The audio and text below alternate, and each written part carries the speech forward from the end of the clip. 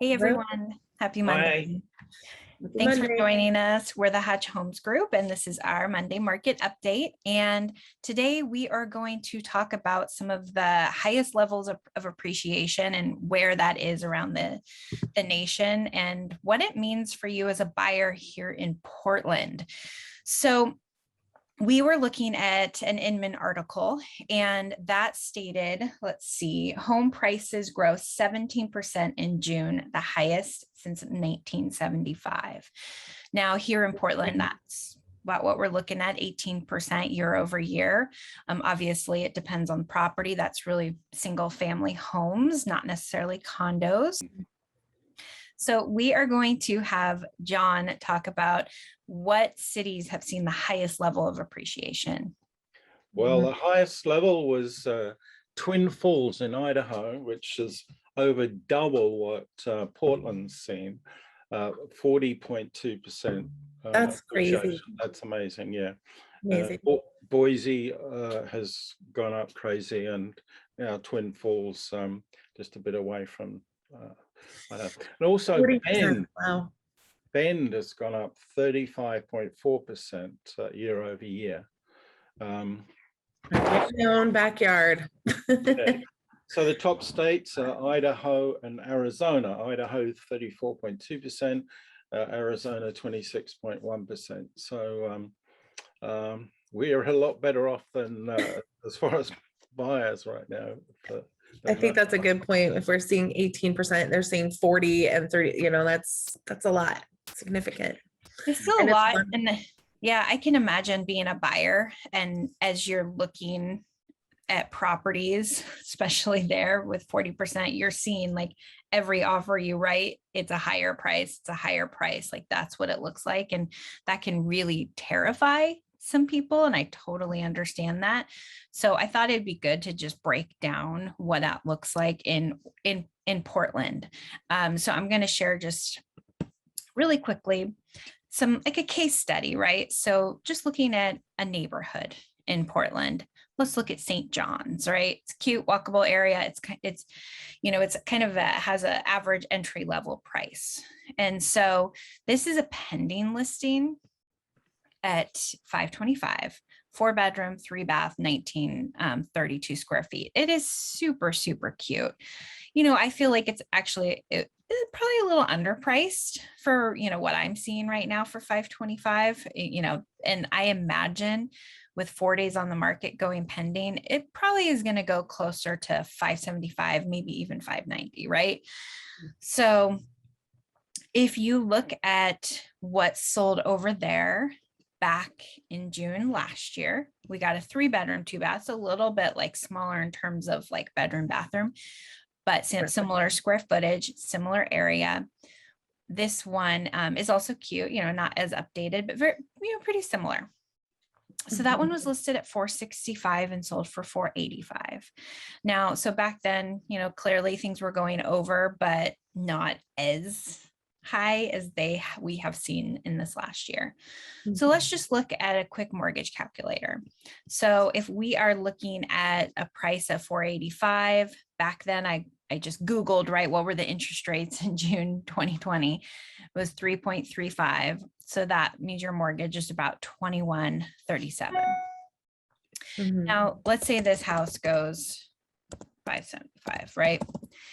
Now, that seems like a heck of a lot more in 1 year, right? Like from like almost 100,000 more for a similar house. I just, again, Googled what the interest rates were today. They change, right? But we're at 2347 per month. So it's a few hundred more. Just a few hundred more. So just to like put that in perspective, that was really helpful for me of, like we're not seeing that prices are going to be, appreciations are going to go down.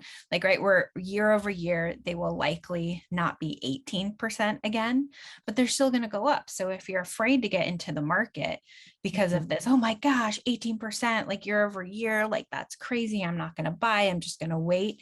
Like you just really have to look at that. What is it going to look like? What if we do this calculation in a year? Will you be kicking yourself that you're waiting? You're just waiting for it to get more expensive is I think like what you're trying to say. And I think that is, I mean, definitely something to look at because the cost of waiting can be significant. And I think that kind of segues into what I wanted to talk about with people saying, okay, I'm not going to buy right now. I'm just going to continue renting. Well, another recent study, I think by realtor.com showed that rents have risen to the highest level recorded since they've started recording in like, I think 1988. And it's 8.1% year over year. I have a little graph here that can show that. So this is the median asking rent across the nation. Please keep in mind from 1988 to present Q2 2020-21. And you can see that it just goes up and up and up. And conversely, the median monthly prices of rents versus the median monthly mortgage is significantly different. I mean, again, keep in mind that this is your, nationwide numbers. So it might be a little bit different here in Portland, but you can see that the average mortgage being $1,200 and the average rents being about $1,770.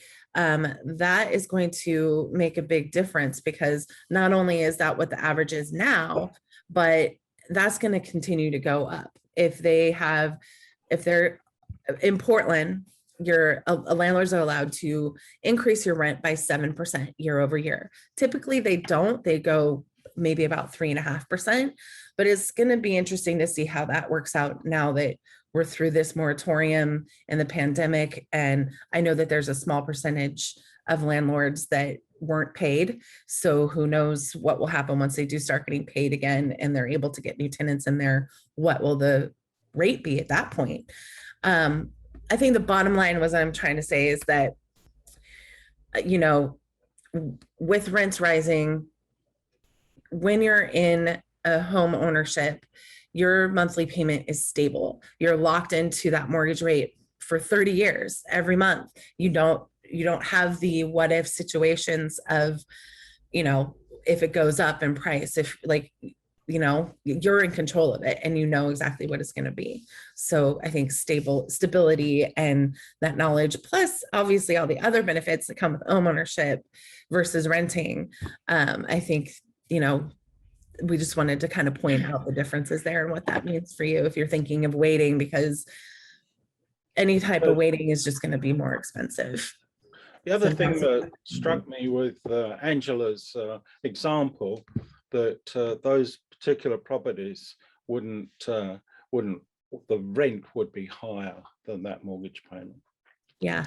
Yeah, if you're going to rent that type of property, for sure. Yeah, those two houses would rent for like almost $3,000 a month, probably. Yeah. So let us know if you have any questions. We hope that this was really helpful. Reach out to us and let's get started on your home search. You might be surprised what you're approved for and what's out there for you. Absolutely. Thank Have a you. good day. Have a good week.